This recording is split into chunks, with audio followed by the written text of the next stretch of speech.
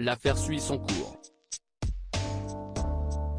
En juin 2022, Anaïs S., la fille d'Elisabeth Moreno, et son époux William E.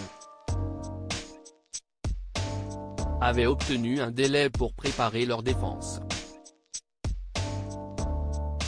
Lui avait été accusé de détention et cession de cocaïne et de cannabis, entre avril 2021 et mai 2022. Elle était jugée pour non-justification de ressources en lien avec ce trafic de drogue.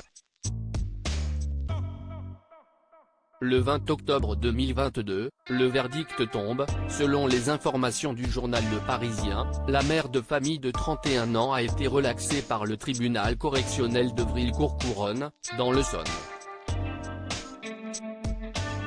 Son partenaire, en revanche, a été condamné à une peine de prison d'1 an aménageable, pour l'acquisition et le transport de produits stupéfiants en Martinique. Elisabeth Moreno a été ministre déléguée chargée de l'égalité entre les femmes et les hommes, de la diversité et de l'égalité des chances. Sa fille Anaïs, qui réside à Morsan-sur-Orge, dispose d'un casier judiciaire vierge. Ce qui a penché dans la balance dans la décision du tribunal correctionnel.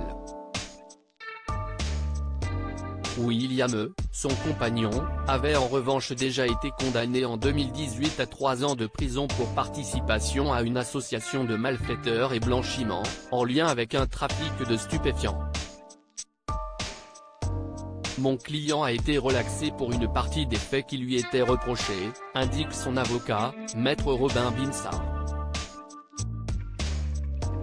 Je ne savais pas ce qu'il y avait dedans, mais ce n'était pas des bonbons. Les douanes martiniquaises avaient intercepté un colis suspect à destination de Grigny, dans l'Essonne, le 12 avril 2021. Le paquet était adressé à une certaine Christelle Laurent de la part d'une certaine Synodie Laurent. À l'intérieur se cachait un appareil à raclette, mais aussi de la cocaïne. William E., dont les traces papillaires ont été identifiées, avait assuré qu'il avait simplement touché 3 000 € pour s'occuper de l'envoi. Je ne savais pas ce qu'il y avait dedans, mais ce n'était pas des bonbons, avait-il expliqué. Un an plus tard, 10 olives de cannabis avaient été retrouvées dans la cuisine de son logement, ainsi que 150 grammes de cocaïne dans une valise camouflée dans le dressing et dans la cuvette des toilettes.